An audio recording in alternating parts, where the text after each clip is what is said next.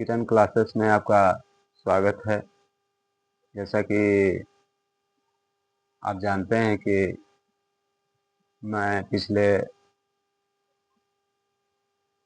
10 दिनों से टेंस के बारे में बच्चों को बता रहा हूँ और टेंस के महत्व के बारे में हम पिछले वीडियो में भी बताया हूँ कि इसको बिना जाने हम अंग्रेजी अच्छे से नहीं सीख सकते हैं, और न बोल सकते हैं, न लिख सकते हैं, न समझ सकते हैं।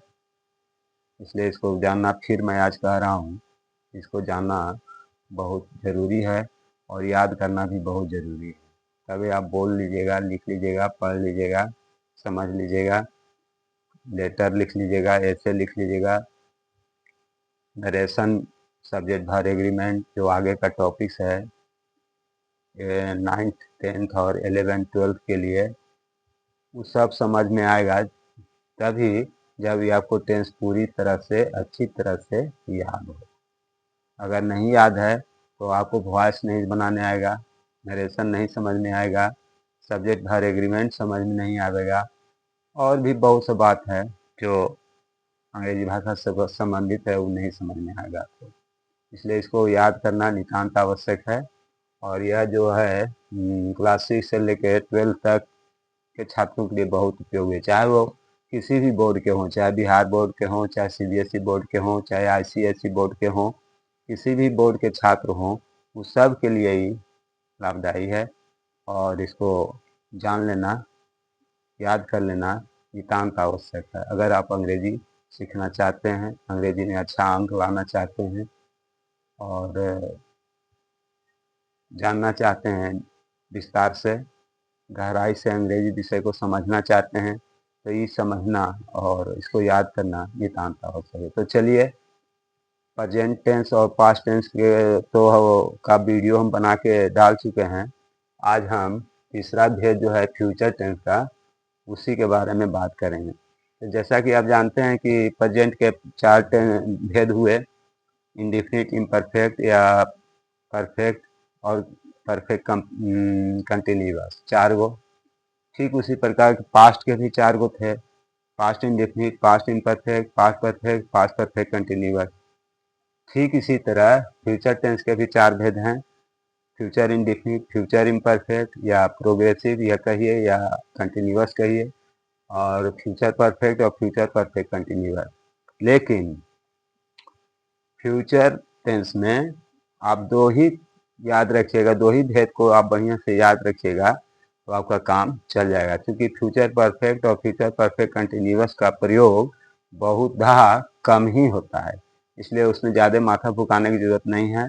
आप फ्यूचर इंडेफिनिट और फ्यूचर इम्परफेक्ट या फ्यूचर कंटिन्यूअस अच्छा से याद कर लिए, इतने में आपका काम चल जाएगा। अब आइए टेंस के बारे में। फ्यूचर इंडेफिनिट है, उसको पहचानेंगे कैसे कि फ्यूचर है, तो बहुत पहचानने का बहुत आसान तरीका है।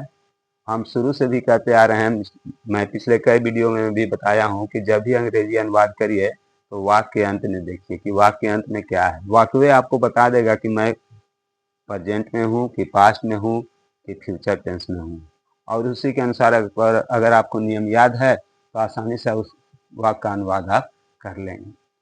तो इसलिए जब भी अंग्रेजी अनुवाद करिए या कोई भी ऐसे लिखे ट्रांसलेशन अपना मन से जो बना रहे हैं, लेटर जो लिख रहे हैं, तो वाक्य के अंत में ध्यान देने की बात। तो वाक्य के अंत में आपको रहेगा ऊँगा, ऊँगी, एंगे लगा रहता है। जैसे मैं जाऊँगा, ऊँगा है इसमें। वह खेलेगा, एगा एगा है इसमें। मैं किताब पढ़ूंगा, ये लोग काम करेंगे, एंगे। तो इस तरह के गा गेगी भी रहेगा, आप इसको भी लेकर चल सकते हैं, लेकिन ऊँगा, ऊँगी, एंगे ये सब दिया हुआ रहेगा। बनाने के नियम क्या है भाई? तो बनाने के नियम बहुत आसान है। पहला नियम है आई और वी, फर्स्ट पर्सन, इसके साथ सेल लगाना है और क्रिया के पहला रूप लगाना है, V1। बच गया कौन? सेकंड पर्सन और थर्ड पर्सन। तो यू, ही, सी, इट, नाम और दे माने वे लोग, इसके साथ विल लगाना है और V1 लगाना है। यही 2 वो आपको बनाने के नियम है, बहुत आसान है। फर्स्ट पर्सन आई और वी के साथ सेल, और V1, और बाकी सेकंड पर्सन और थर्ड पर्सन जो है यू, ही, सी, इट, नाम और दे इतने तो आता है। इसके साथ विल लगा देंगे और क्रिया के पहला रूप रख देंगे। तो अब मैं जाऊंगा तो इसका अनुवाद क्या हो जाएगा? आई शैल, और गो मने जाना हो जाएगा। वह खेलेगा, तो वह के क्या हो गया?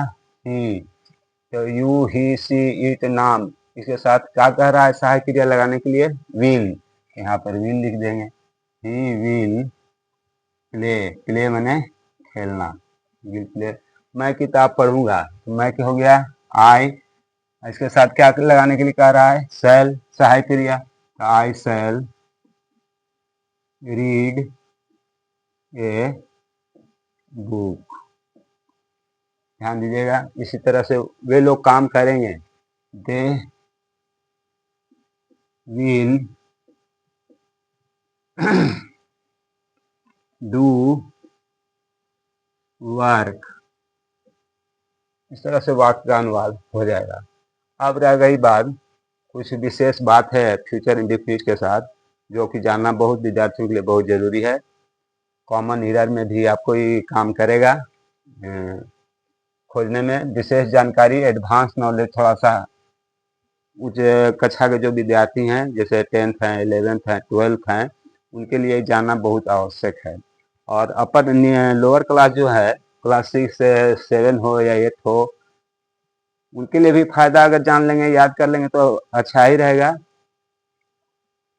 तो पहला है कि अगर फ्यूचर इंडेफिनिट टेंस में वाक्य को पढ़ने से प्रतिज्ञा, प्रोविज अर्थ निकलता हो। प्रतिज्ञा, कोई वाक्य को पढ़िएगा तो लगेगा कि कोई प्रतिज्ञा कर रहा है, जैसे निकलता है तो आई और बी के साथ सहायक क्रिया विल का प्रयोग सीधे उलट जाएगा। यहाँ कहता है, यहाँ हम बनाने के नियम में लिखे हैं कि आई और बी के साथ सेल का प्रयोग होगा, लेकिन अगर प्रतिज्ञा के अर्थ निकलेगा तो सहायक क्रिया फिर बदल जाएगी, उलट जाएगी। सहायक क्रिया आपको आई और बी के साथ विल का प्रयोग हो जाएगा और बाकी बचे सब्जेक्ट के साथ सेल का प्रयोग होगा। व्याकरण, अंग्रेजी व्याकरण का सिद्धांत है।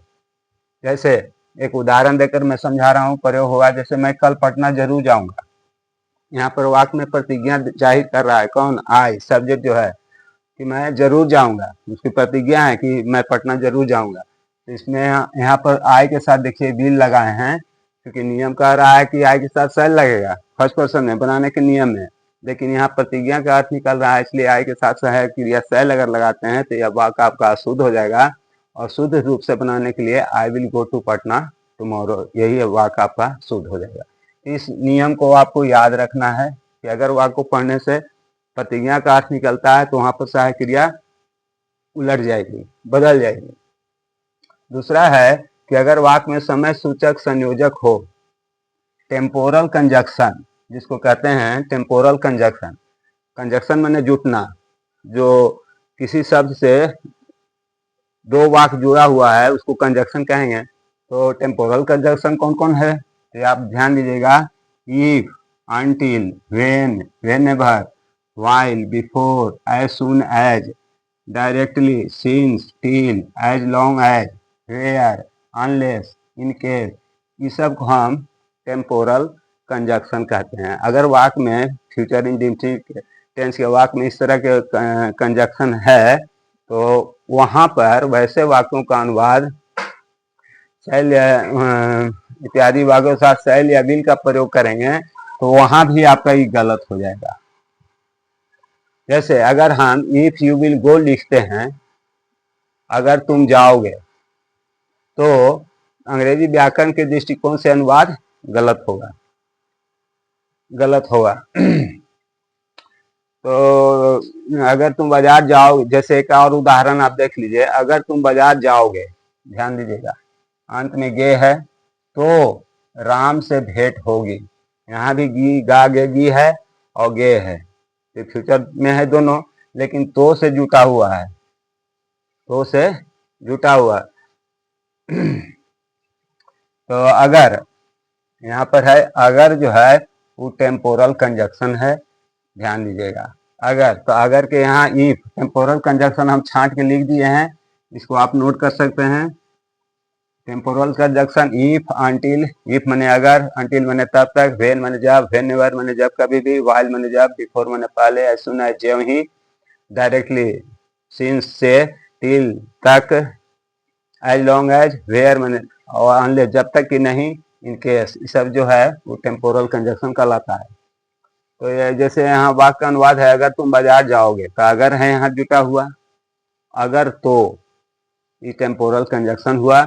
तो इसका अनुवाद if you go to market, ध्यान दीजिएगा, अगर तुम बाजार जाओगे, तो इसका अनुवाद हम प्रेजेंट में किए हैं, और बाकी तो राम से भेंट होगी, इतना के अनुवाद प्रेजेंट टेंस में होगा, और राम से भेंट होगी इसका अनुवाद फ्यूचर टेंस में होगा। इसलिए यहाँ पे लिखे हैं यू विल मीट राम, तो आपको राम से भेंट होगी। मैंने आधा के अनुवाद हम प्रेजेंट में करेंगे और बाकी का अनुवाद हम फ्यूचर में करेंगे। कब? अगर टेम्पोरल कंजक्शन मिल जाए तब।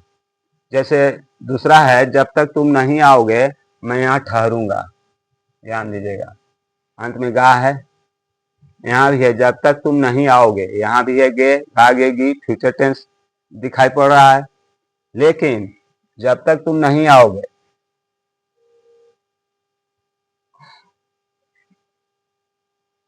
तो इसका अनुवाद हम प्रेजेंट में करेंगे। जब तक तुम नहीं आओगे, इसका अनुवाद हम प्रेजेंट में करेंगे, और मैं यहाँ ठहरूंगा, इसका अनुवाद फ्यूचर टेंस में होगा।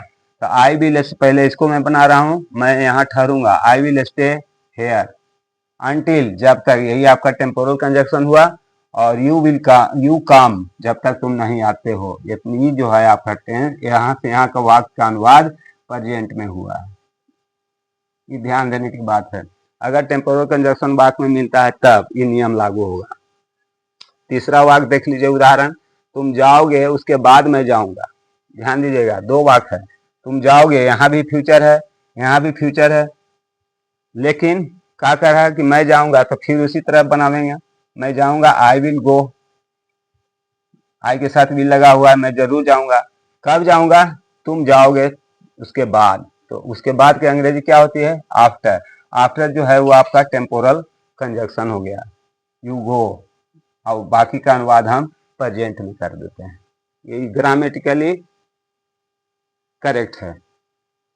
तीसरा है, नियम समझ लीजिए, मनुष्यवाची कर्ता के साथ शैल विल का प्रयोग उचित नहीं है। आपका व्याकरण, अंग्रेजी व्याकरण कह रहा है कि मनुष्यवाची कर्ता, अगर कर्ता जो है वो आदमी है, वहां पर आप शैल और विल का प्रयोग पूर्ण रूप से फ्यूचर टेंस के सूचक उचित नहीं है, क्योंकि शैल और विल का प्रयोग फ्यूचर टेंस में ही होता है, और फ्यूचर टेंस का इंडिकेटर है, सूचक है। तो मनुष्यवाची कर्ता के साथ इच्छा या संकल्प छिपा हुआ रहता है। जैसे हम एक वाक्य लेते हैं, ही विल स्लीप, वह सोएगा। व्याकरण की दृष्टि से यह वाक्य पूर्णतः सही है, लेकिन भाव की दृष्टि से अगर देखें तो यह वाक्य पूर्णतः गलत है जाता है। तो ऐसे वाक्यों का अनुवाद इज आर एम का प्रयोग करेंगे, और उसके साथ गोइंग का प्रयोग करेंगे, और इससे फ्यूचर टेंस के अर्थ को व्यक्त करेंगे। इस प्रकार हम फ्यूचर टेंस के अर्थ को व्यक्त करेंगे। तो इसका अनुवाद हो जाएगा, he is going to sleep, वह सूतने जा रहा है, जो पूर्णतः सही है। अगर हम इसका अनुवाद ये करते हैं, ही विल स्लीप, वह सोएगा, ये गलत है, ग्रामेटिकली इनकरेक्ट है। तो यहाँ पर थोड़ा सा ध्यान देने की बात है। दूसरा उदाहरण है कि वह पटना में दुकान खोलेगा, ये तो पढ़ने से पता चलता है फ्यूचर टेंस में है, लेकिन इसका अनुवाद अगर हम he will open a shop in Patna लगा कर देते हैं, तो ये व्याकरण की दृष्टि से गलत हो जाएगा। तो इसका सही क्या होगा? He is going to open a shop in Patna, वह पटना में दुकान खोलने जा रहा। मैंने कहने का मतलब कि प्रेजेंट टेंस में इसका अनुवाद होगा, न कि फ्यूचर टेंस में होगा। ये थोड़ा सा ध्यान देने की बात है, थोड़ा सा उलट फेर हो जा रहा है, इस पर विद्यार्थी ध्यान देंगे। और फ्यूचर इंडेफिनिट को थोड़ा डीपली ध्यान से देखना है और समझना है, और नियम को याद कर लेना है। इससे आपको करेक्शन में सहायता मिलेगी। आज के लिए बस इतना ही। That's all.